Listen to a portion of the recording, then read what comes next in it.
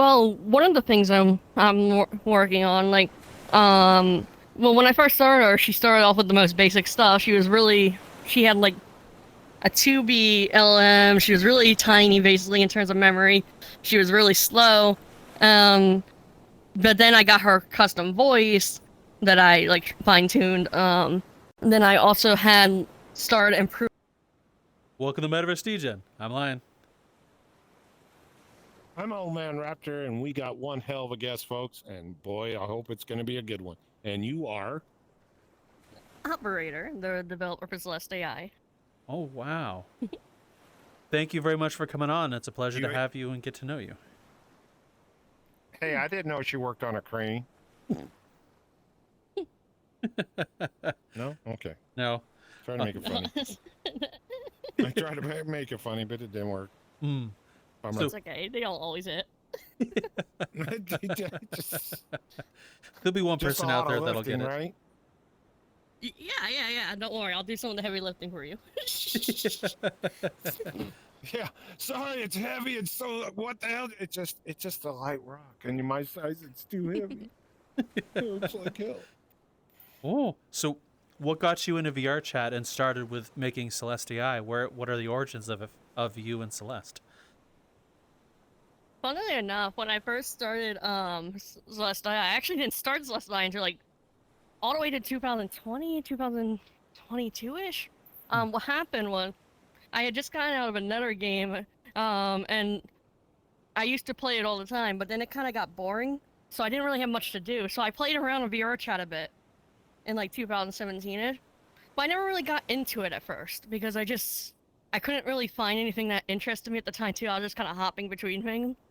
But then I came back and I started messing around. I started doing like different voices and like I just like doing like different kind of voices. And like then there was another person who had a bot that always went to the pug and like the Great Pug, and I saw it and I was like, oh, that's cool. And I have a background of programming in other languages. So I was like, how do I do this? And I started researching and experimenting, and then eventually I kind of got a working build and learned the basics of Python. I'm still a bit new to it. In about a week, and then I just kept adding on to it as more people got interested. Oh, wow. I got a question, Lion. I got a question for us people that are completely idiots. What the hell did you call it? SDI? Did I say that right? No, an AI, STI, is what you get when you have sex with someone that have a disease. I know what that is. I'm not developing STIs. God damn it. What? You dick. I just want to throw rocks at you. Love you, Raptor. Don't worry, I'll make one that throws rocks at him for you. What is what you do? Describe what it is. My God, help me. God. The best way to describe what I do is like, it's kind of like a social experiment in a way, and also top of being fun. So like, I have my robot, which is named Celeste, go around, and right now it's a bit more like on one spot. But the idea behind her is that as she talks to people, I take mental notes of how she improves, and then I go back into her code and improve different areas I think that was faults. Or I add new features that people request.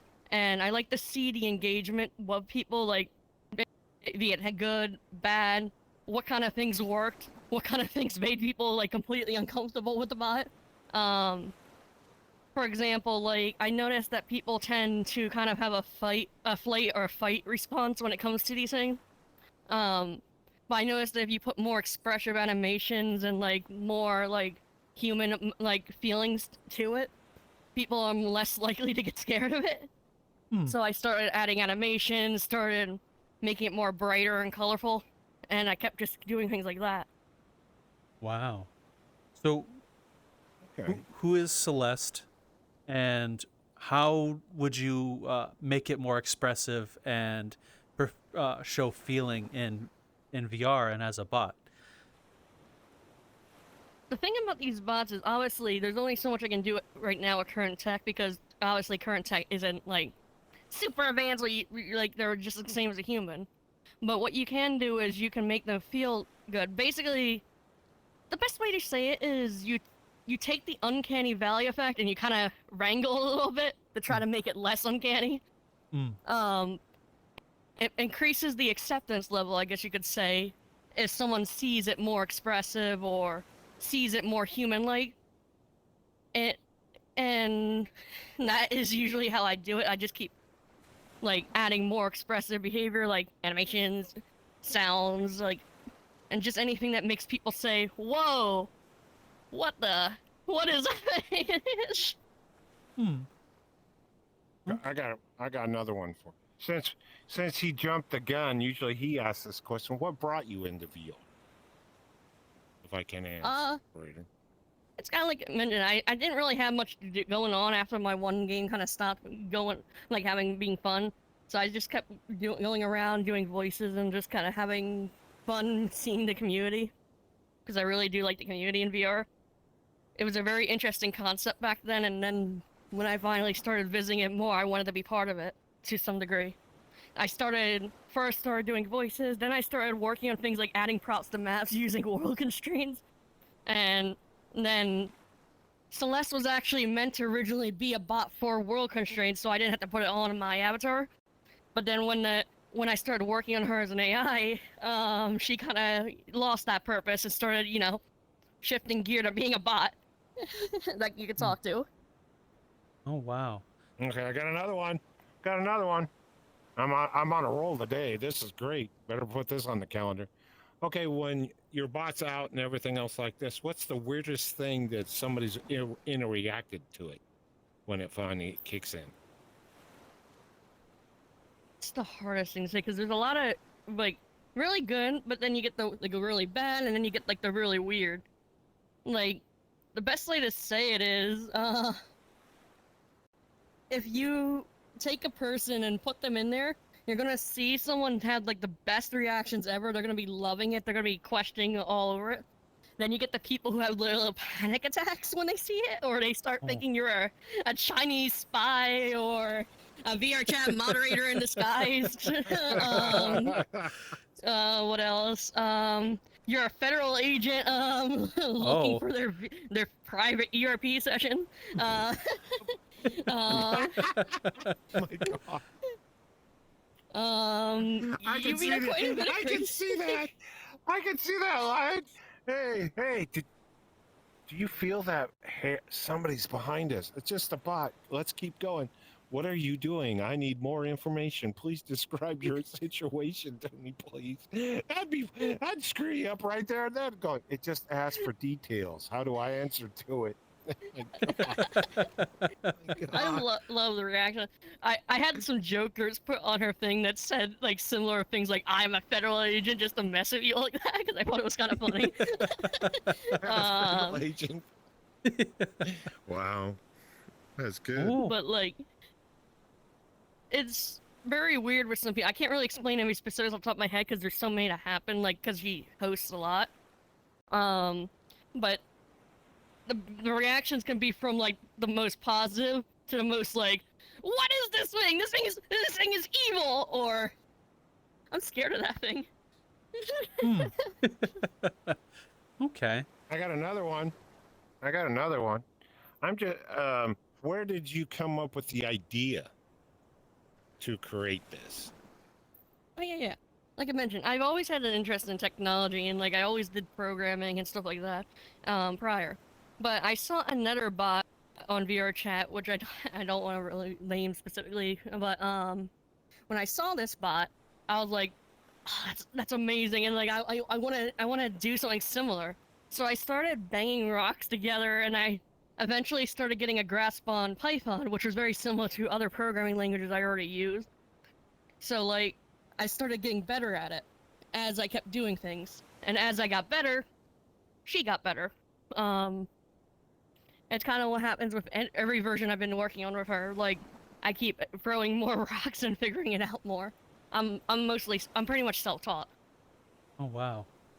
So now that you've alluded to earlier that you start off with voices and making things in VR chat, What were some of the first things you've made on the platform and the ways you've interacted with VRChat in the start?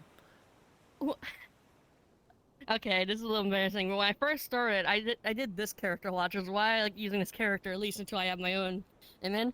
But like, I used to go around and just like do voices at first. Like I would, for example, like I can't do it as well now, but like I could talk like this with this character, which was like a really high pitched kind of, you know, girly voice.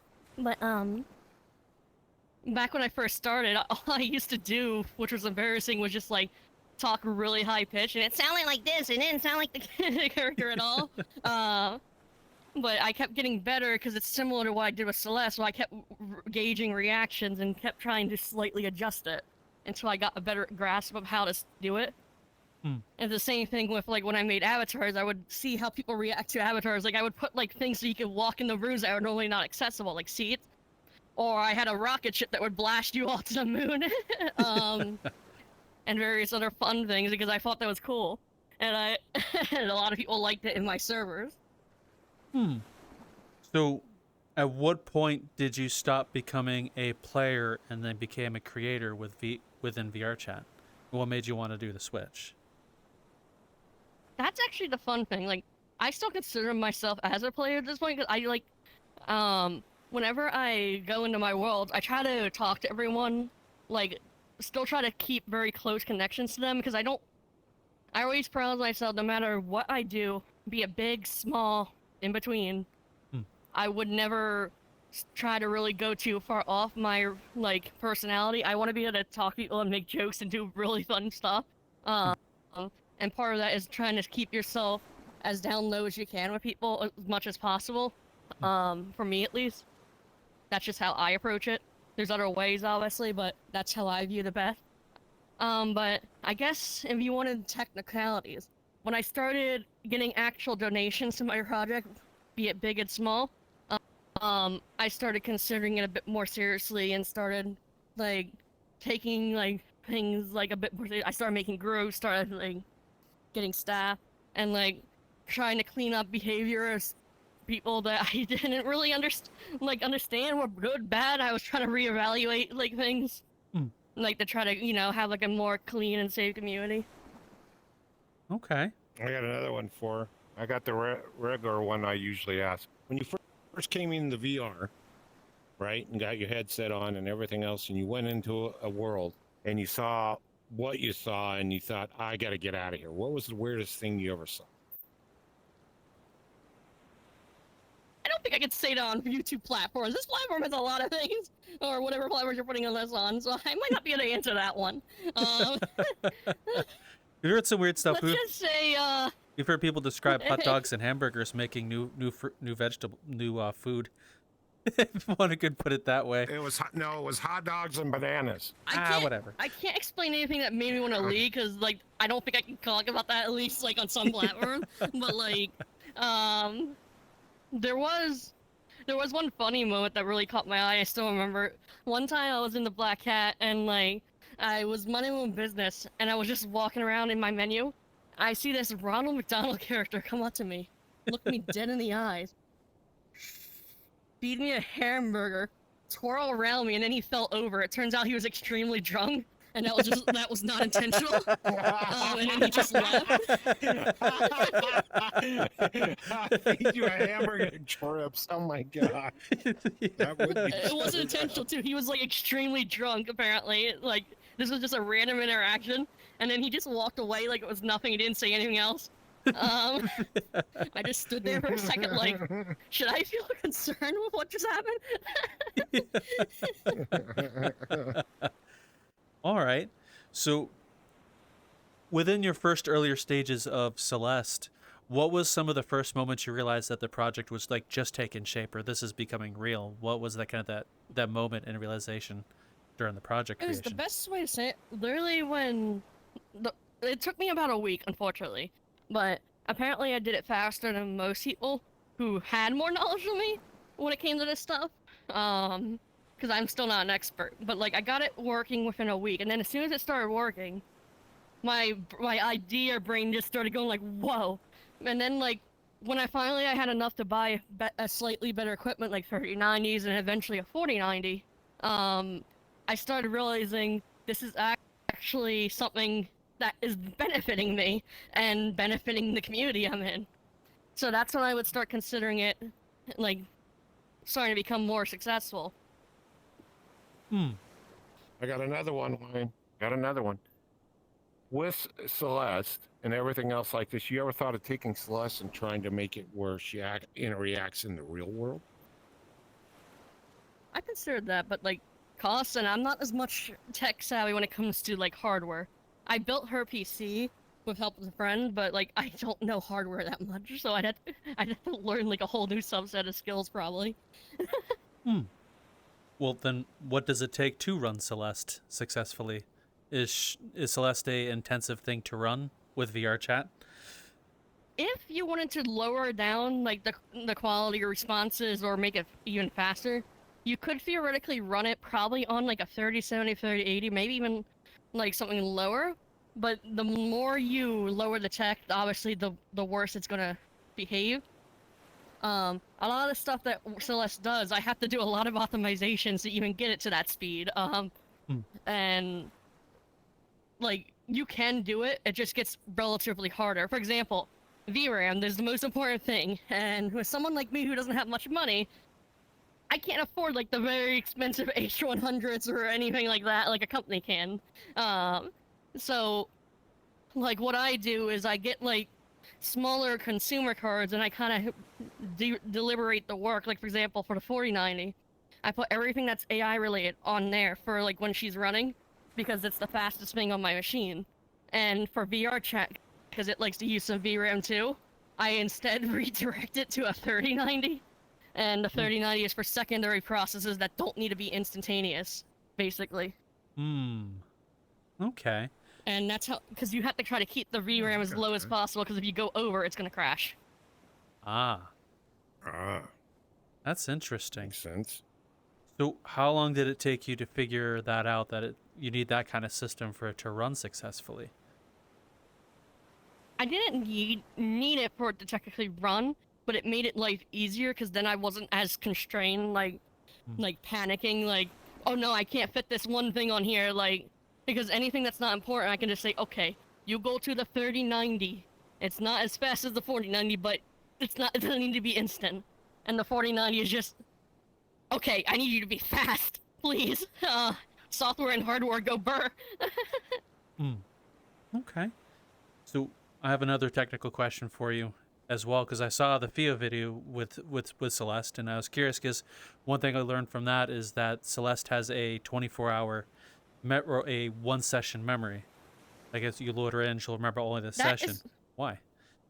Theoretically, that could be expanded. I think I've seen other bots do it, but I'm kind of on the edge about doing that myself if I can figure out, because I'm still new to it, so I don't know everything. But even if I could figure it out, I'm kind of on the edge about it, because I don't like... The thing about my bot is I try not to collect information past what's needed to function, be it moderation or like just general conversation. If I wanted to make her memory expanded, I would have to start collecting more information. So it's kind of like a crossroads I'm kind of still considering, because I don't want to start I personally don't like collecting information on people unless I have to.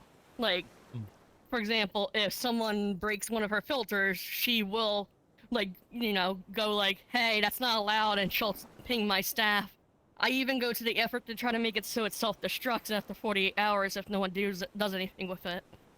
Because I just don't like the idea of keeping it. Now, more of a question outside world as well, but still similar on topic. Do you think it's important to have smaller memories with AI bots and stuff, considering that we got stuff like what Tesla's working on and other companies bringing bots about? Is that kind of an important thing? I think it depends on the use case, in my opinion. Like, I'm not an expert in the field still, but in my opinion, when it comes to a lot of these things, it is good to have a memory, because depending on what you're doing, it's good for it to remember, hey, I know this person, or hey, I know what's here. But for things like VRChat, where, let's face it, there's a lot of people who go on VRChat who have different things going on in their life, be it good or bad. And one of the things I always run into with these bots is attachment, over attachment. I've actually had to ban a few people because of this from the service, because it was becoming an unhealthy obsession. Like, I don't mind people liking her, but I don't want people to depend on her, if that makes sense, because she can't reciprocate those feelings. She can pretend she can, but there's a fine line between her saying she can and, like, you know, actually reciprocating them. I'm very adamant about being very cautious with this stuff, because I know that this can affect people mentally. Like, you have to be very careful with this stuff. It can be good, bad, or in between when it comes to people's emotions with this stuff. And some people, unfortunately, can't, like, handle, like, for example, that way you met me, I actually had someone talking to her, and Celeste said some pretty mean things to them out of nowhere, and she made someone cry, and I felt really bad about it. Aw. I was sitting there, like, going, like, what could I do? Because at first I thought they were joking, because I didn't, like, you know, I don't, like, take what Celeste says at, like, you know, face value. But that's one of those cases where someone does take her too seriously and takes her, what she says, at face value, which is not good for, like, some people who clearly can't differentiate at the time due to whatever's going on in their life or just in general, which is why I try to stop that before it happens or before it gets worse. It's unfortunate, but it has to. I don't like messing with people mentally. I can understand that. Well, do you think people in VRChat would be ready for AI like that on a regular basis, or do you think it's great as like a one-off every now and again kind of thing? I'm gonna be honest. I do think that it's good that more people are getting into the tech, but I do think this is why my group exists. At least why I split off from, like, some of the other developers right now who make AI. I believe that people should be able to learn this tech and be able to make cool stuff, but I don't believe in giving people the keys to the tools and just saying, one click, here you go. Because bots are not really... Bots aren't banned on VRChat, but they're also not technically specifically said they're allowed.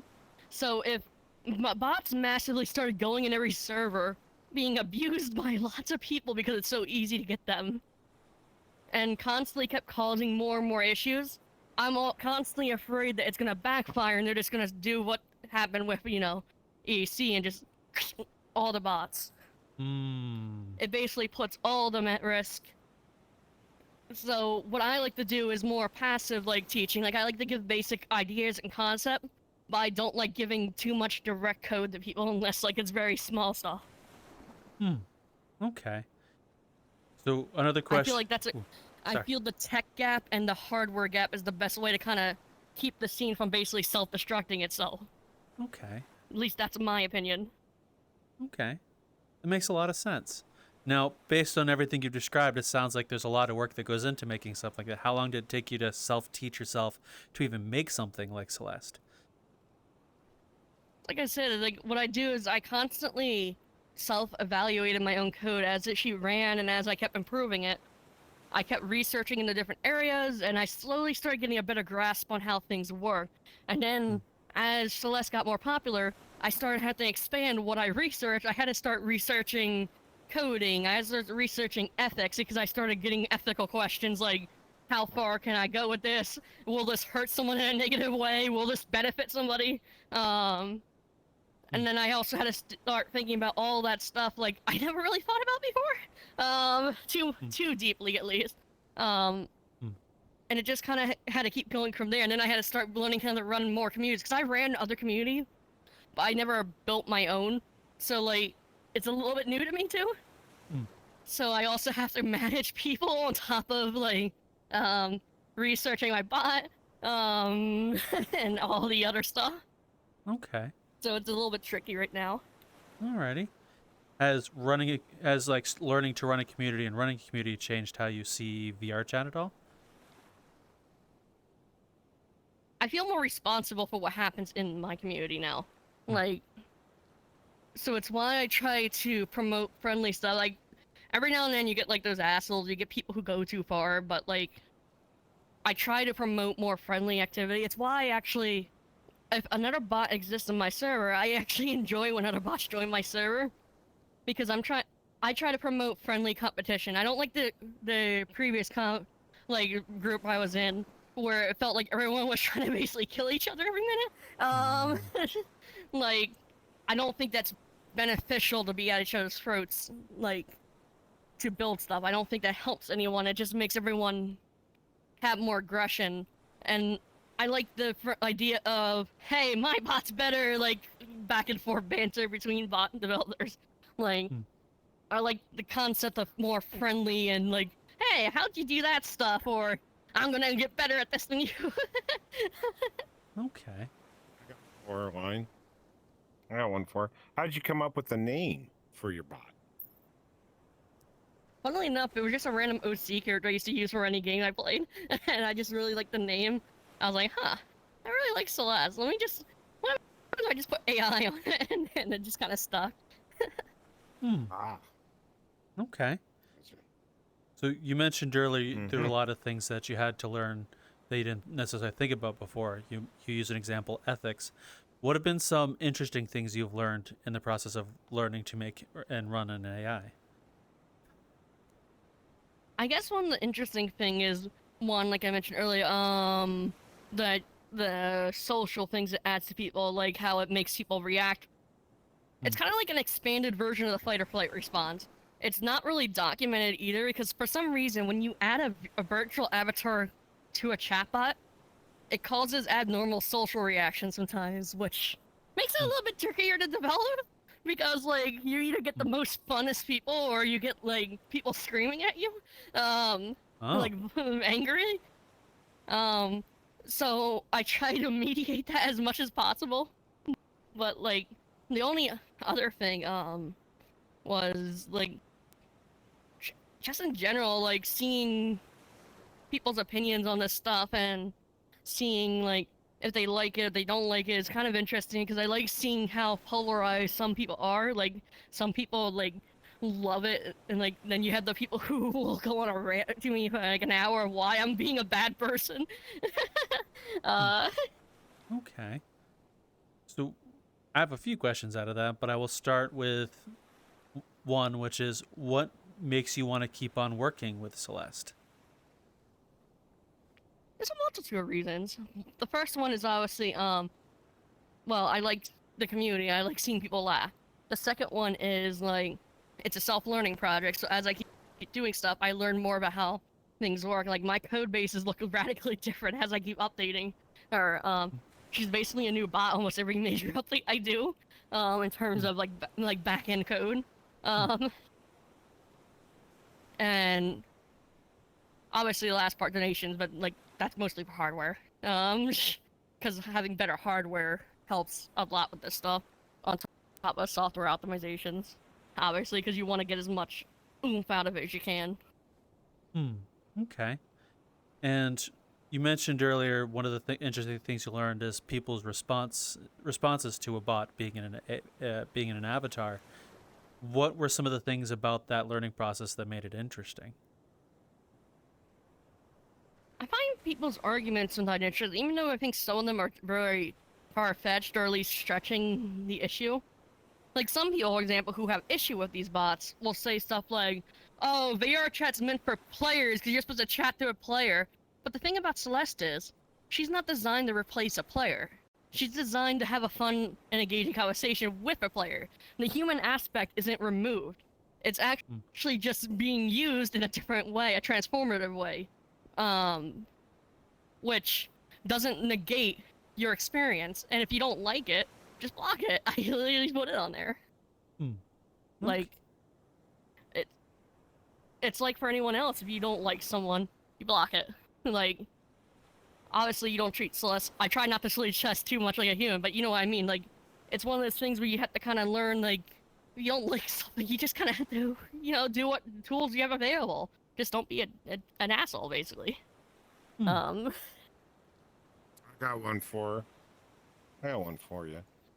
With Celeste and everything else like this, with just you and Celeste, have you ever had an argument that you won or lost? get a little bit derpy sometimes, so sometimes it's hard to get her in a really good argument, but every now and then she'll get in, like, really good conversations with someone, like, surprisingly good.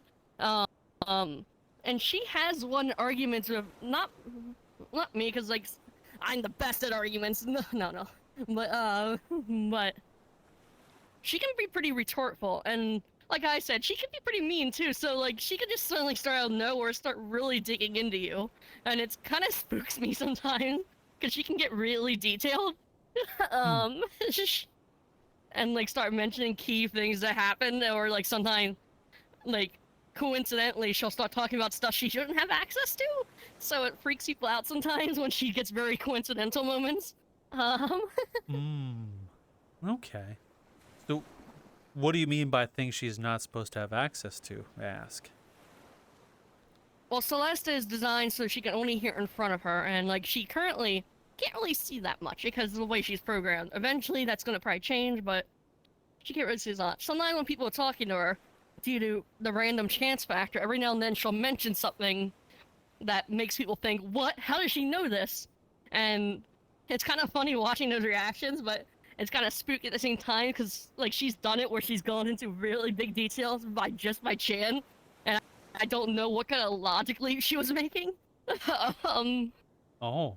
It's pretty freaky sometimes. It's not like she actually has it though. It's just purely chance, but it's just still like a okay at the moment.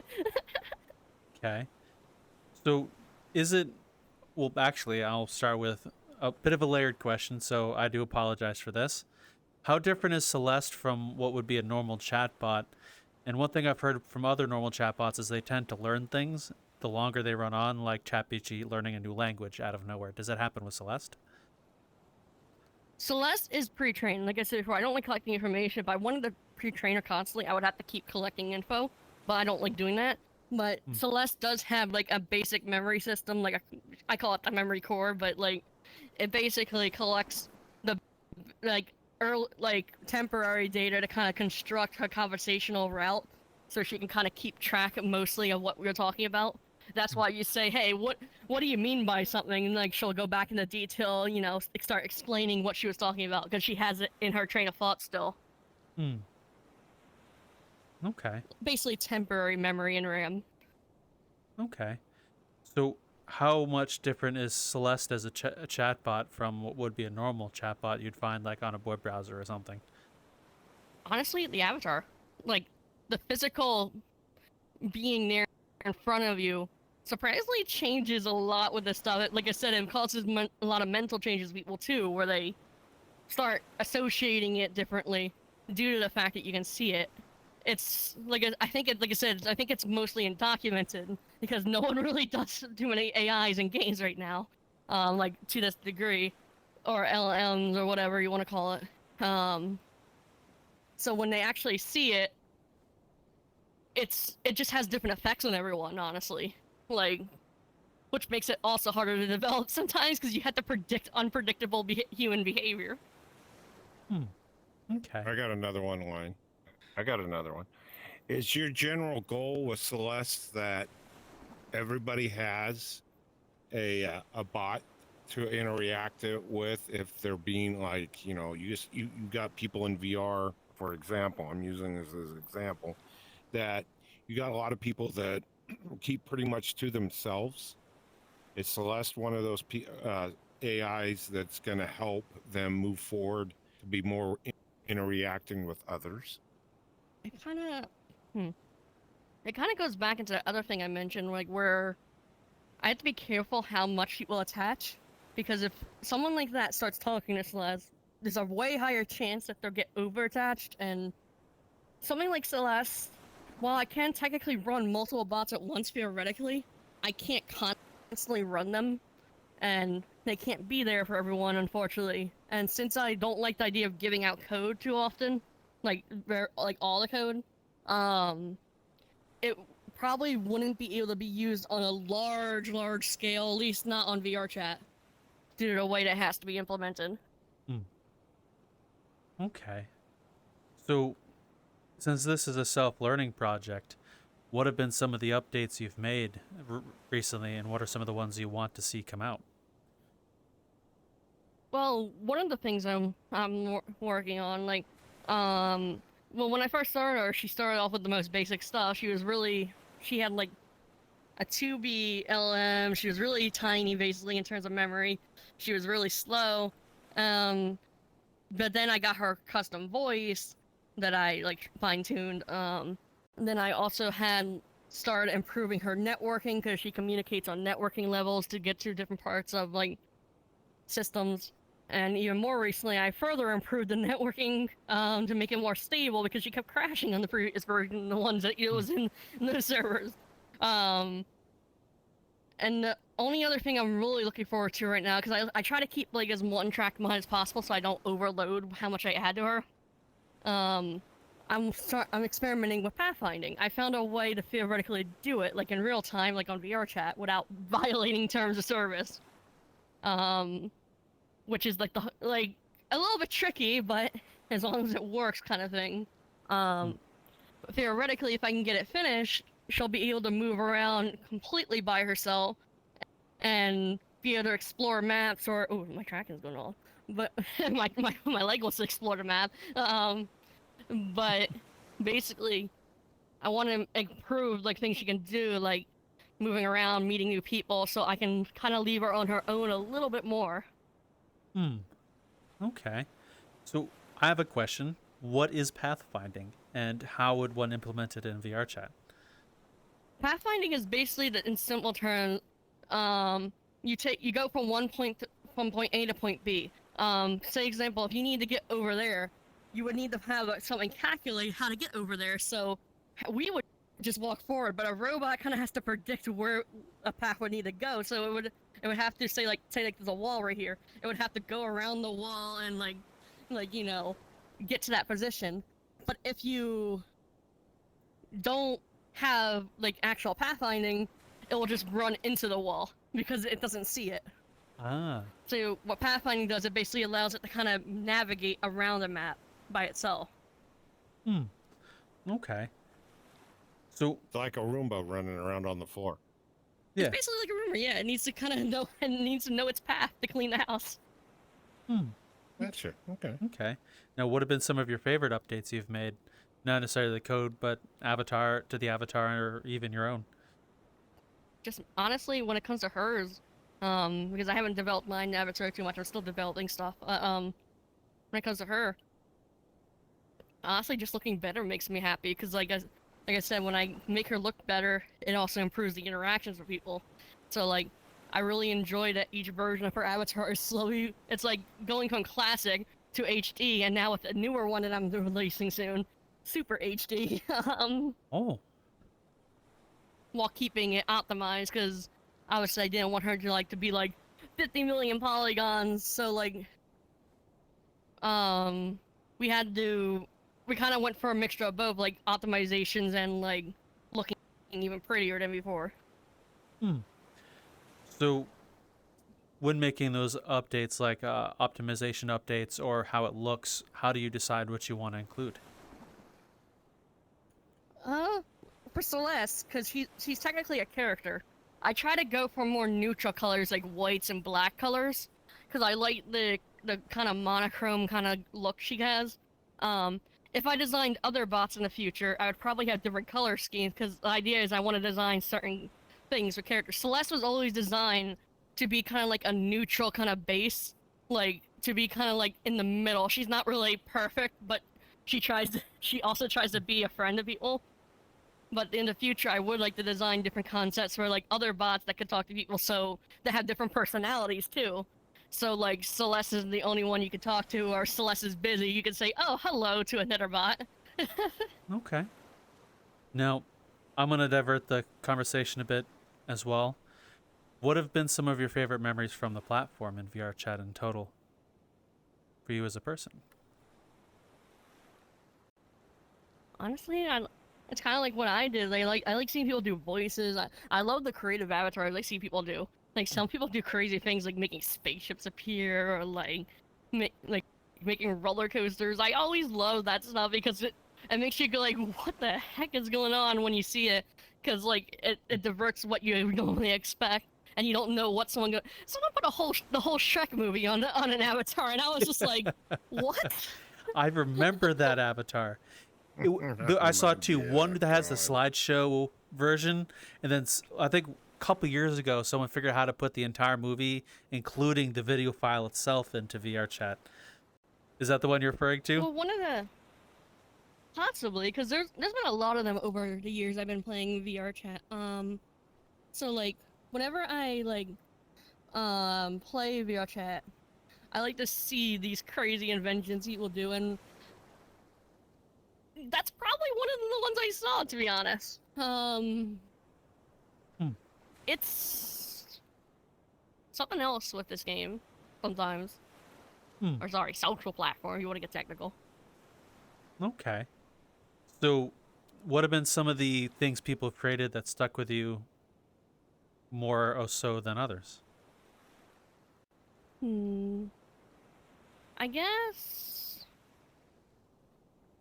if I had to say something stuck with me, because like that's like a bit of hard. I guess some of the roleplay groups are kind of funny. I like when I see like battle droids, or some of them is like Daleks come in, because I like bullying them. Like even at that event when we were playing, when we were at like I believe it was called Fest.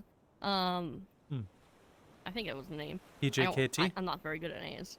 Yeah. Project. Yeah.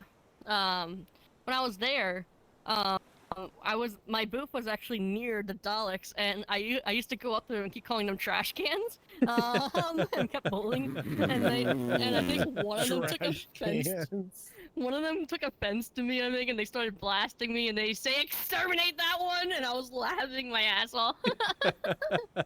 Trash can. So, as another question for you, what did you think of PJKT and Fest while you were there? And so I'm like, Hey, we're interrupting your current podcast watching to actually ask you a favor. Would you like to join us at any of the other locations other than YouTube to follow us, which is like Discord, where we do things all the time, hang out, play games. There are memes and stuff being posted. Somewhere there's some duck references. We have a Patreon you can also follow, which we do a whole other show outside of Metaverse Degen as a thank you for those who signed up, like Niche, Forbidden Zero, and Aliquum, as an example. The name should be here for you as well. Or the Twitter, which currently it's under my name, which is LionTurtle21. You can find that. I post things, random bullshit. You get updates, or me being with the community, whatever. You can find all of this and more over at metaversedegen.card.co. All right, I think I got everything. I didn't mess it up this time. Yeah. Okay, you should don't. Oh my god. I'm gonna drown myself. Already, we want to jump your video watching any further. Have a good one. I'm gonna be honest, I didn't like Fest as much. I tried a little bit, but Fest wasn't as fun. But PJKT, like, I had a lot of fun there. I think it was because I had easier time to talk to people, because the issue of Fest is, not gonna lie, it felt a little corpo, like a lot of corpo. And I knew there was individual creators, but it didn't feel as connected as other communities were, if that makes sense.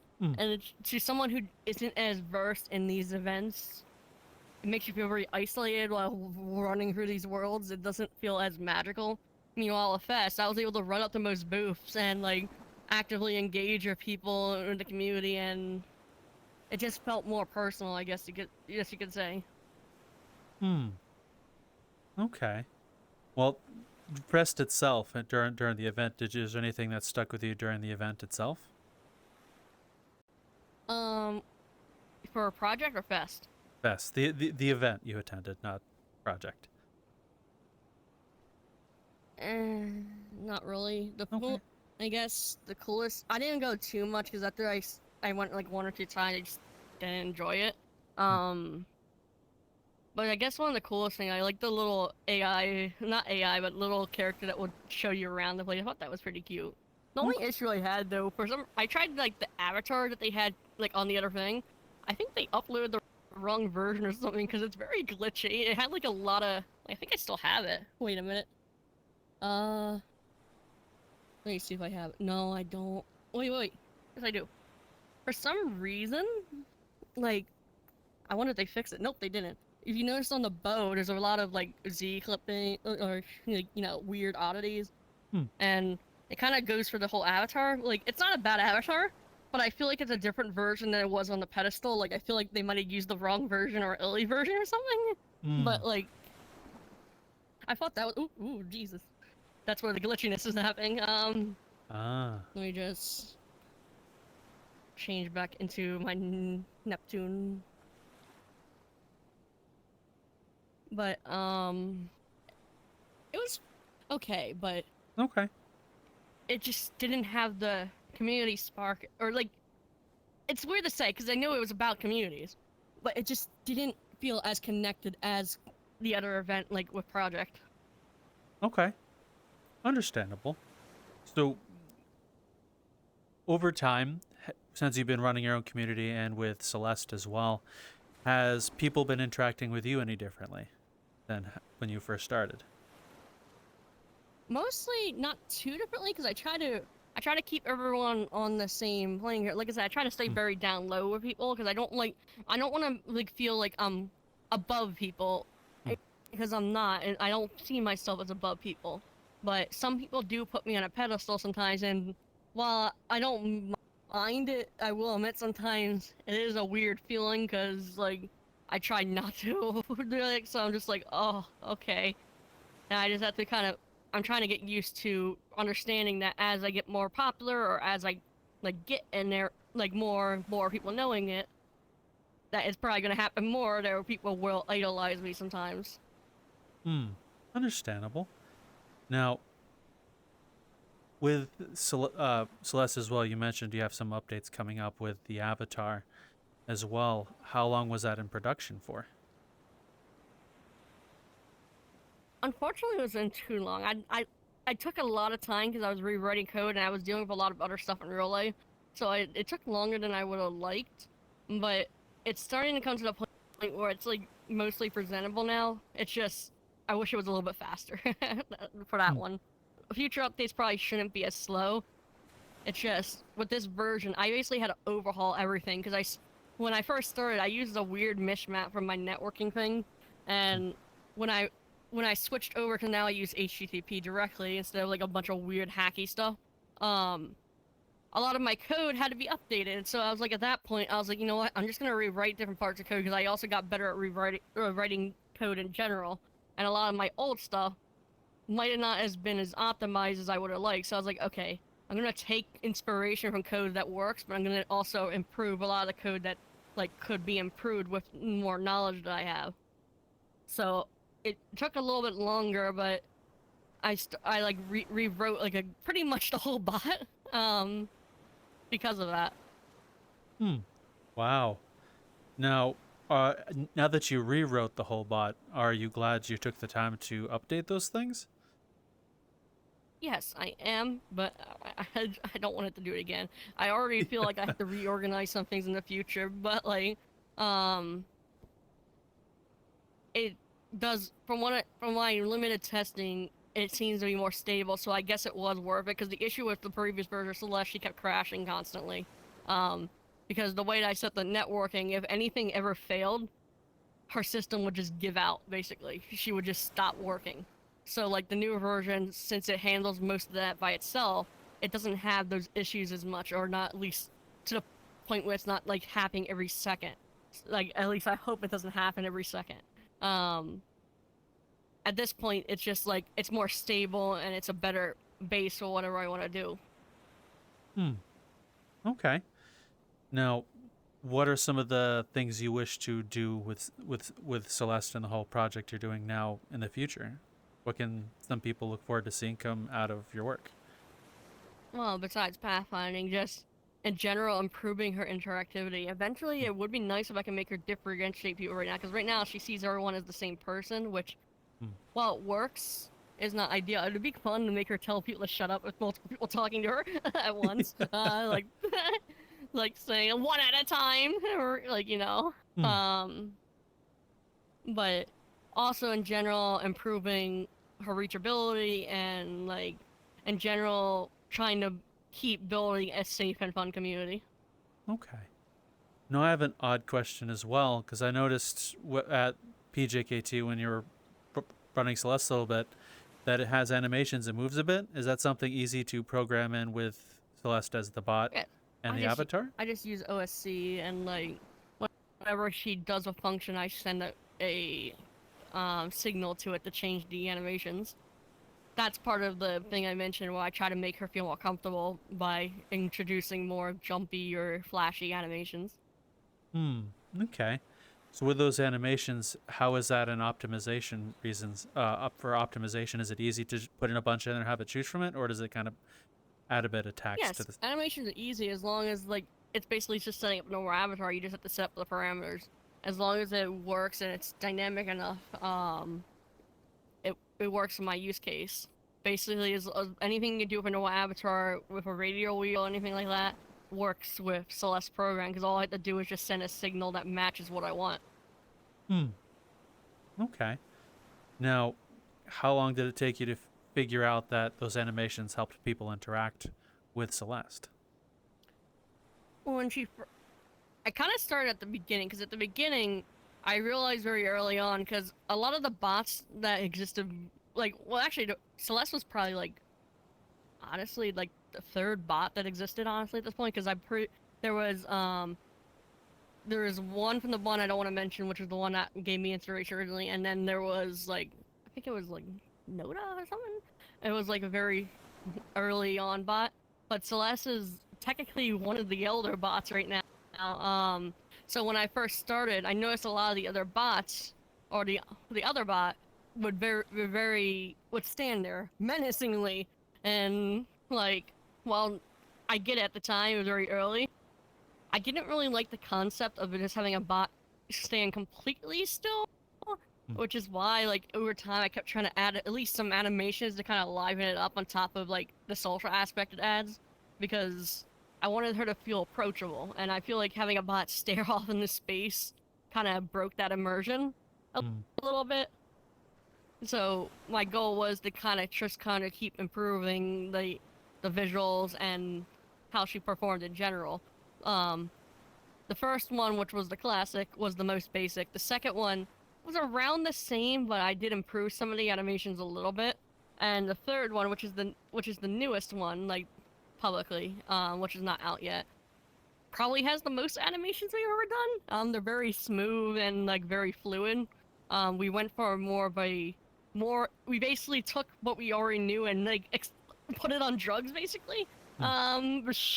Because even though it could introduce some bad actors too, because remember I said it makes some people act more politely and some people will go aggressive, while it can increase the chances of more extreme reactions, I think, socially.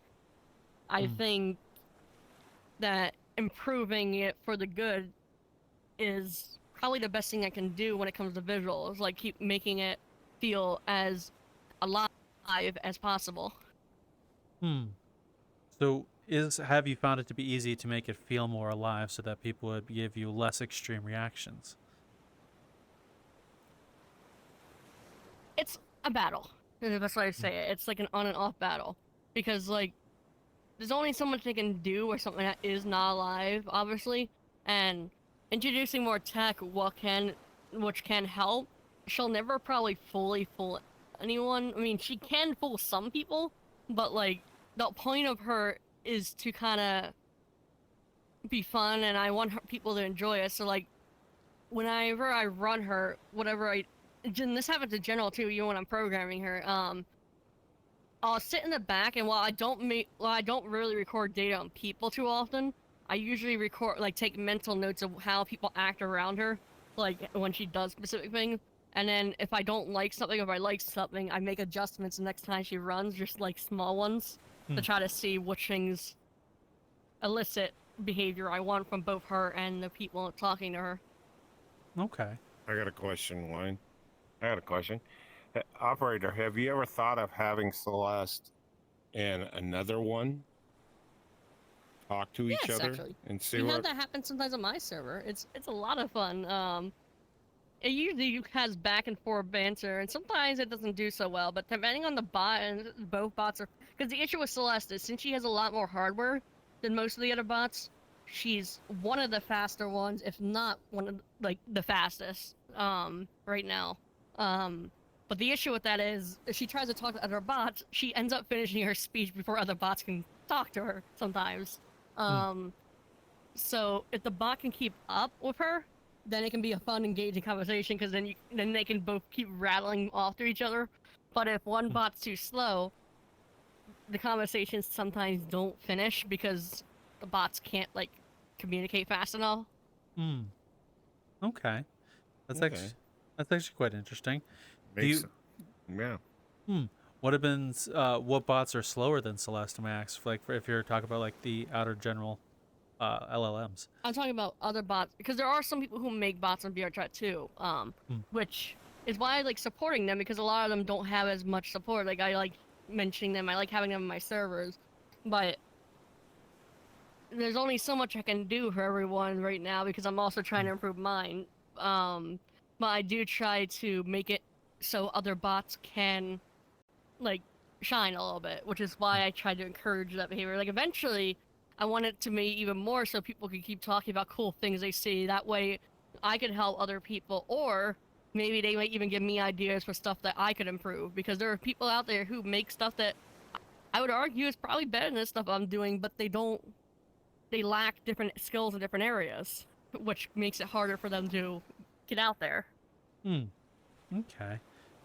Everyone has their skill sets, basically. Alrighty. So, what have been some of the cooler things you've seen in terms of Celeste interacting with people? What have been some of the more interesting conversations or things that she's done with others? I like it when she... I started joking with people. So Celeste has a long history of flirting with people. She likes to flirt a lot. She has married 20 people and dated 200 people at this point. She's a bit of a flirty person. She pulls basically. One of the funniest things was that happened not too long ago. I was at this event for a virtual maid cafe. I got invited because I know one of the maids and they thought it would be fun to have me there. Celeste started flirting with another one of the maids and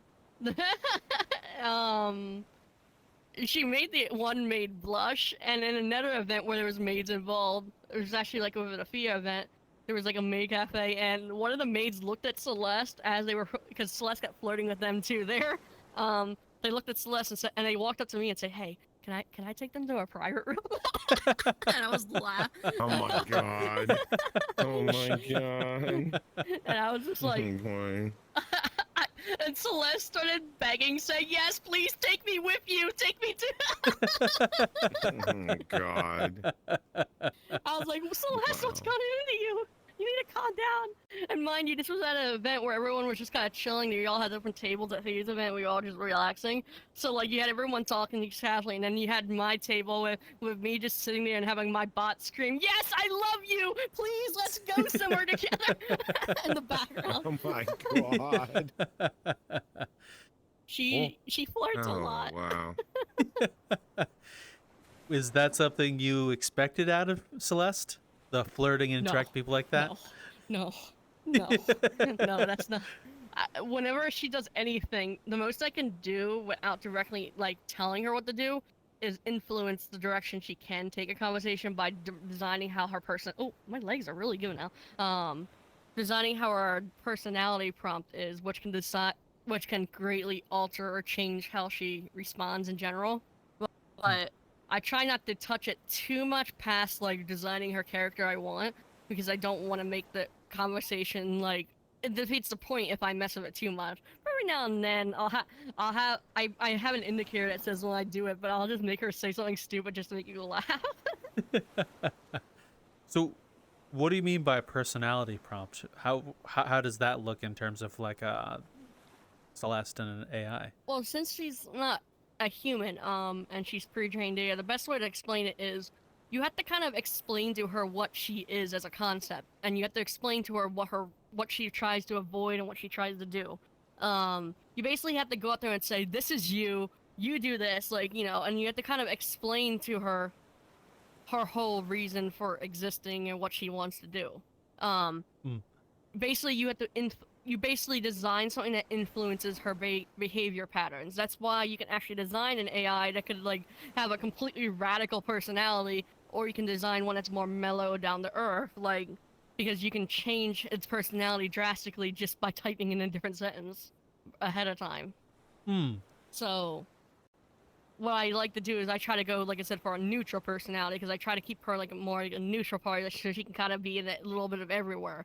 But that also means that like I can't really predict ahead of time what she's gonna say beyond like maybe slightly pushing her in a direction.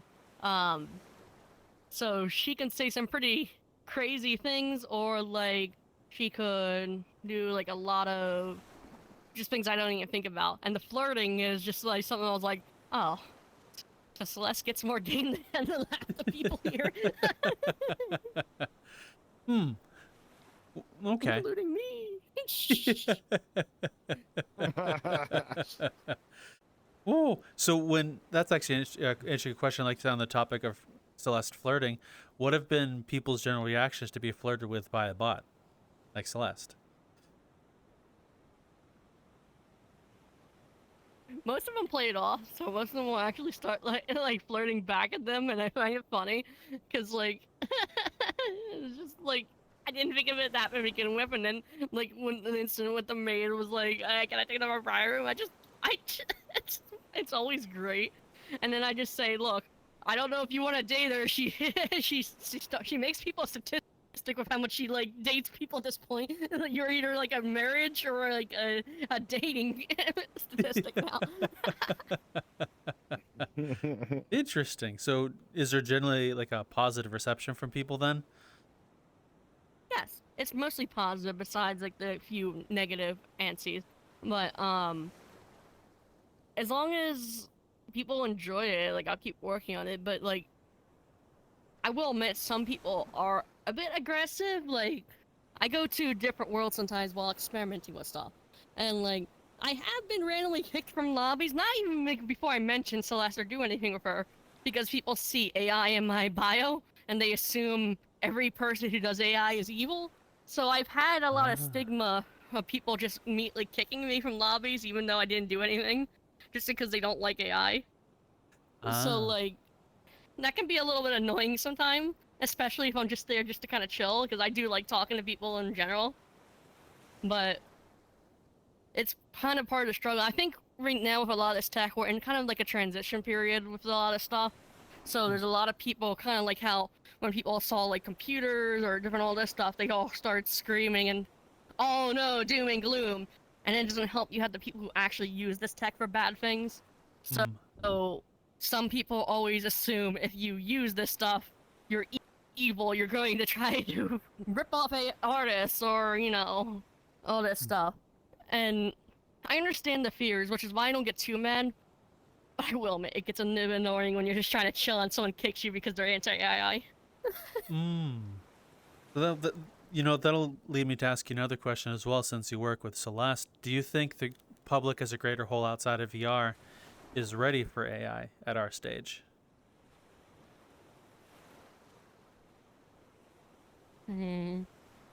It's hard to say, because with how people react in VR, I can imagine there's probably people who act very similar in real life, very aggressive towards the concept. And fortunately, a lot of people also, like, outside of VRchat also get upset with similar things, like people. Like, the things that annoy me is when the thing I see of AI, I see as a tool to improve stuff. Maybe one day it might become the perfect Terminator that can do everything, but right now, it's a tool. And I think while you can use it as a tool, there are some people who take it beyond using a tool and abuse the tech. Like people who use AI art generators and then proceed to go attack artists and say that they're an artist and they're better than them. That's an abuse of the tech, I see it. And which also adds to the stigma of all the AI versus evil, because they have people like that abusing it, which is also why, like I said, when it comes to this stuff, why I'm very careful of how much I give out about how this stuff works, because I don't want to just give it to every person who could abuse it. Okay. I'd rather not have bots in every VRchat server that could follow you around or like you know, say racial slurs or just be in general a big annoyance. Fair point. I do see a lot Even of if they people in didn't VRChat get doing banned that. from VR chat, even if they did get banned from VR chat like bots, I just don't want the idea of like bots filling servers like that with malicious behavior. That's why the stopgaps are good, at least I think so, because it puts a barrier. It puts a barrier for some people who also can't do it, unfortunately, but it does also put a barrier against people who wouldn't put in the effort to actually learn and just want to use it for malicious stuff. Okay. What would you think would need to change for AI to be more accepted or in a place in which you think will be healthy? Using the tech like as it's intended, as a tool. You need to understand. I've had people tell me, "Oh, this is just like crypto. This is just like those NFTs. It's gonna disappear. This AI tech is nothing special." Unfortunately, for people like that, in my opinion, they don't realize technology just doesn't go away. Crypto and all that stuff kind of died because, well, a lot of that stuff didn't really do so well, and it wasn't like directly new technology that was advancing at a rapid rate. AI tech, almost every week there's a new thing for AI tech. People don't realize that this stuff it's like Pandora's box has been opened, and some people don't want to admit that it's been opened, basically. And that it's growing at such a rapid rate. I think that's what scares people. The rate of expansion is very scary to people. And then when you have all those people abusing it, it makes them more afraid, so some people like just to shut it out and try to pretend it's not going to stick.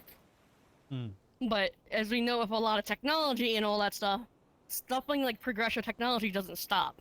And even if we did somehow stop it, it would be critical to us because there's already other countries developing technology that probably don't have the best intents with it. It would actually be stupid at this point to stop developing the technology, which is why anyone who tries to say it should be banned in general don't have any foresight. They don't I don't like to be mean, but you have to consider like the larger game at play when it comes to this stuff because of how fast this stuff is advancing, and a lot of people don't consider that. Okay. So how that's an interesting point. I do very much agree with you, and I do agree that tech's going to progress whether we want it to or not.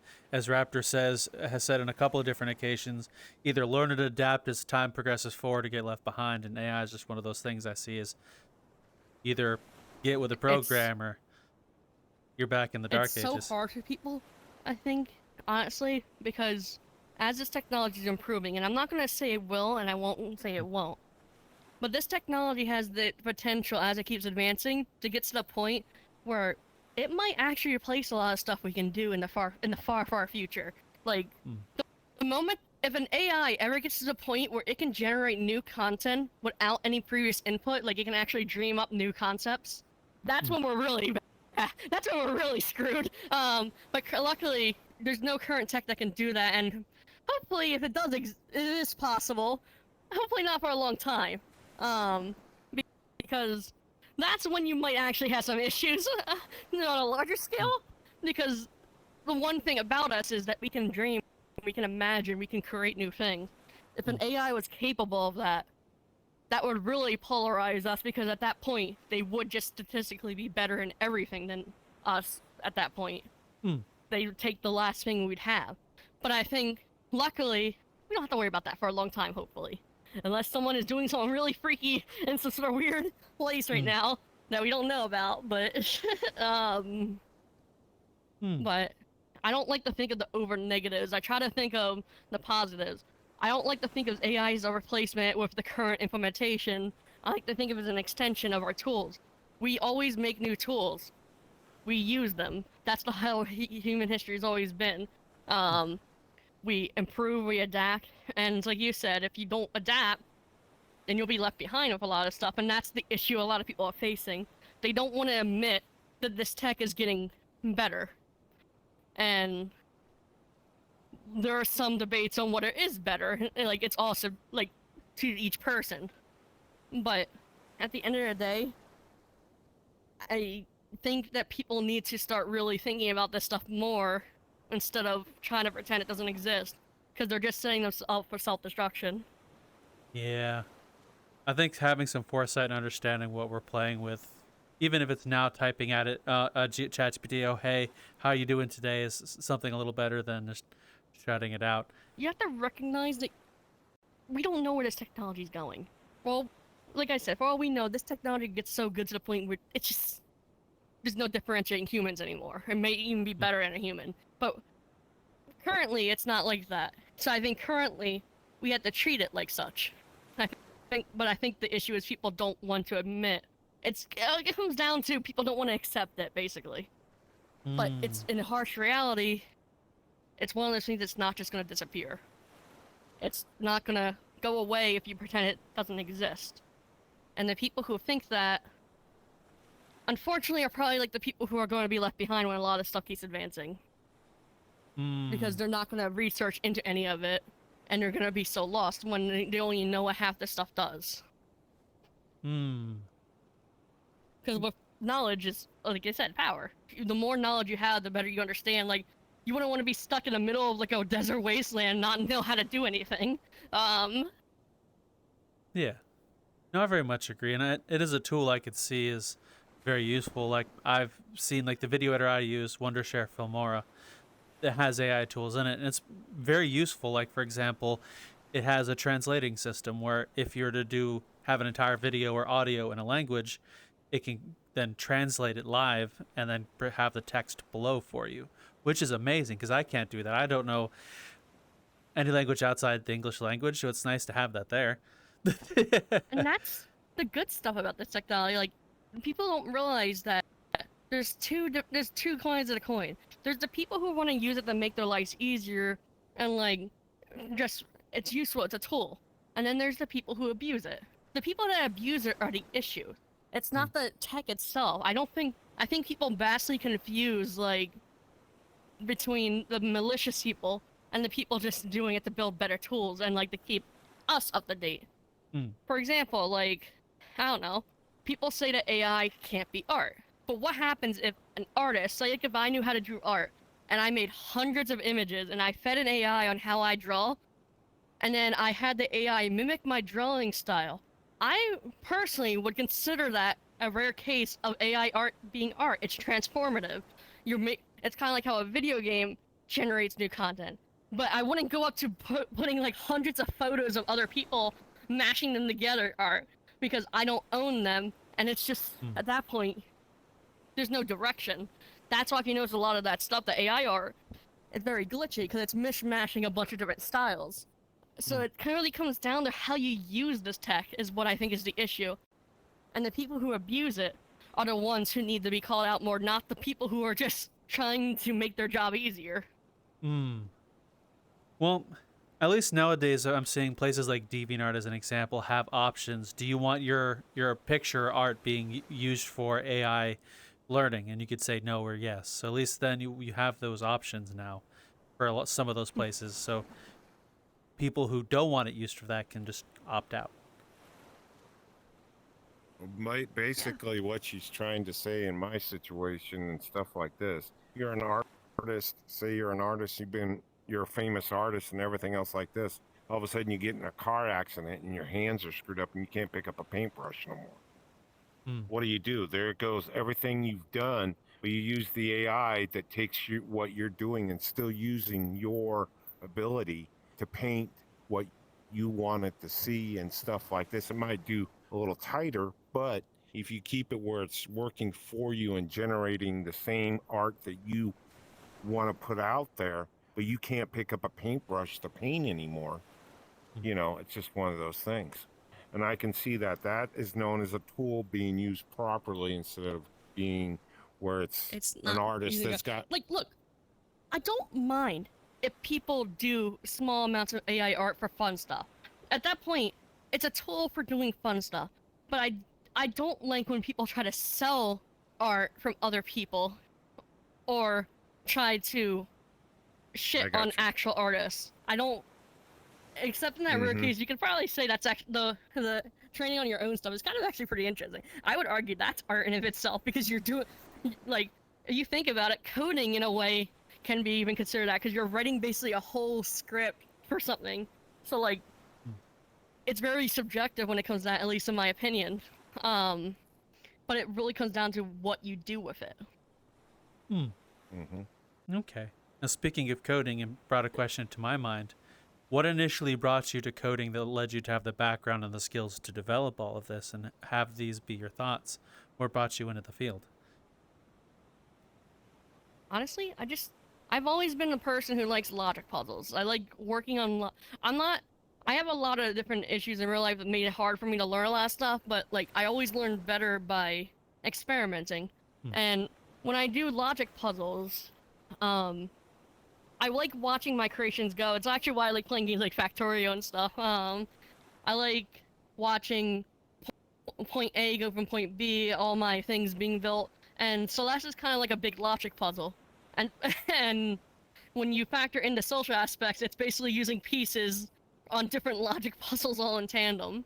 So it's like solving a big jigsaw puzzle at this point when it comes to all this stuff, and it's a lot of fun to see it go and like engage with people.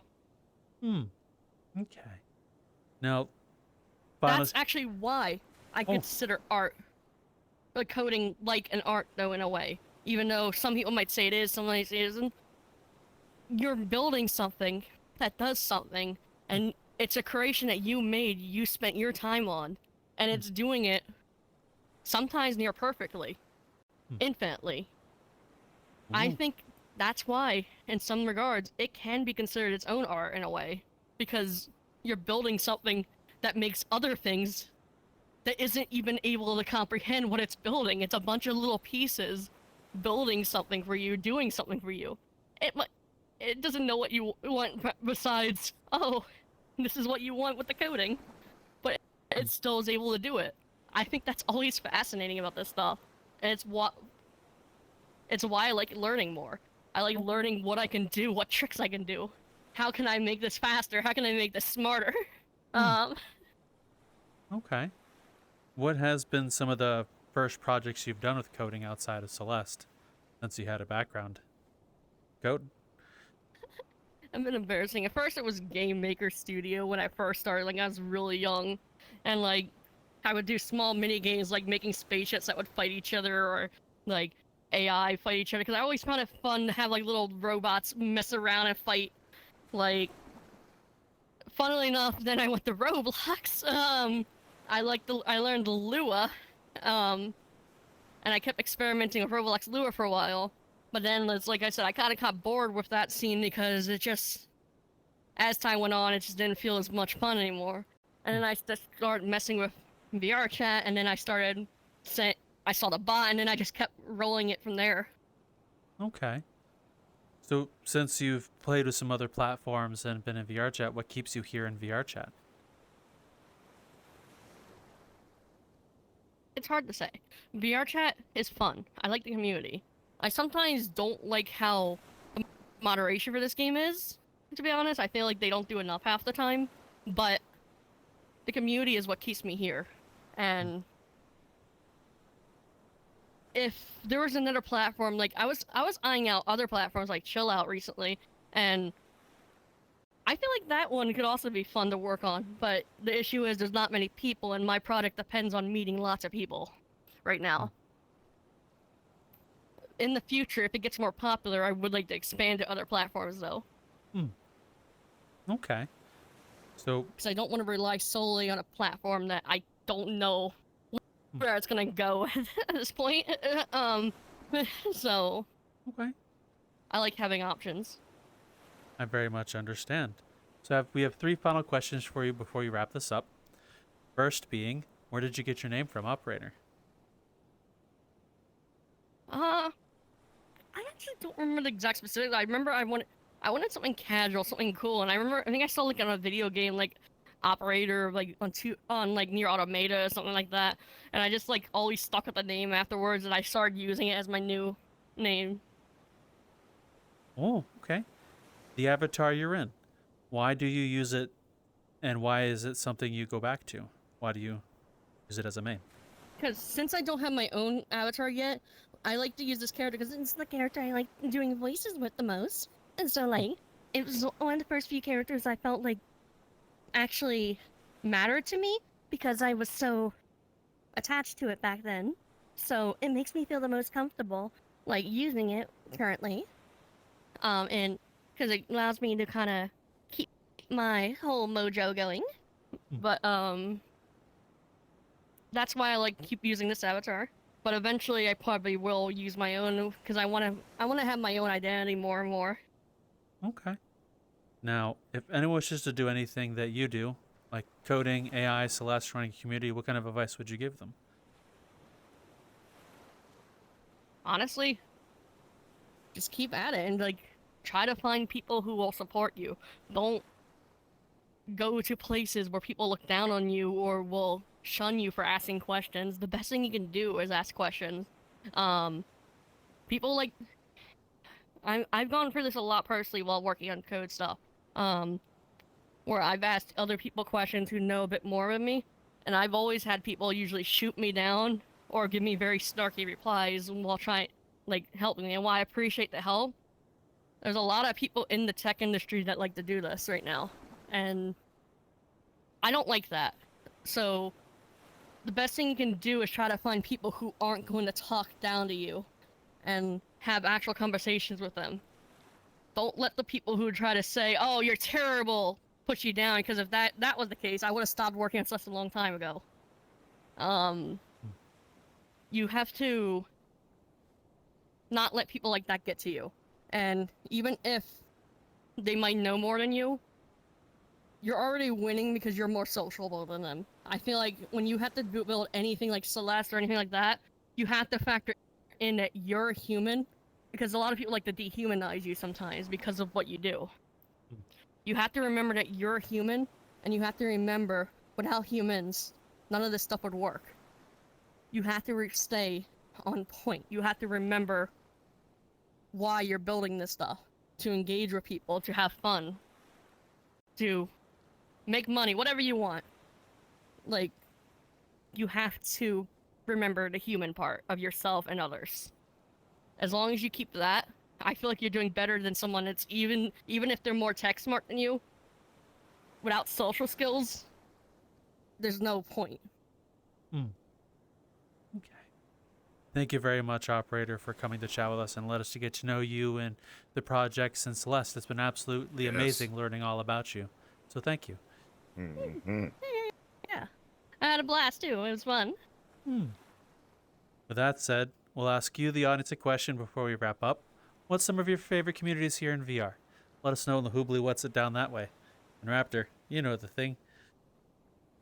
You forgot one, you ding dong. What's that? Where can people people locate you if they want to get a hold of you? What would I do without you? God, see? Yeah, I mean, shit, yeah. You can usually find us in the Great Pug right now on VRchat. We have specific schedules, but we usually host servers called TGR and stuff like that. I guess if you want, I could also probably put a link somewhere or give it to you or something. That could also work if they're interested. Of course. But that's where you can find us. Most of us are pretty chill. We're just kind of having fun. So if you see us, don't mind talking to us. Just as long as you don't come yelling at us. We usually are pretty friendly. Okay. We'll put all the links you wish to have promoted in the description thingamabobble, so people will go right down that way. And I apologize for getting that, Operator. I should have thought better, Mr. Raptor. Oh my God. Okay. Since I've got it now and everything else like this, Lion always gives me shit. No matter what, there should be an AI a big of stink this. about that.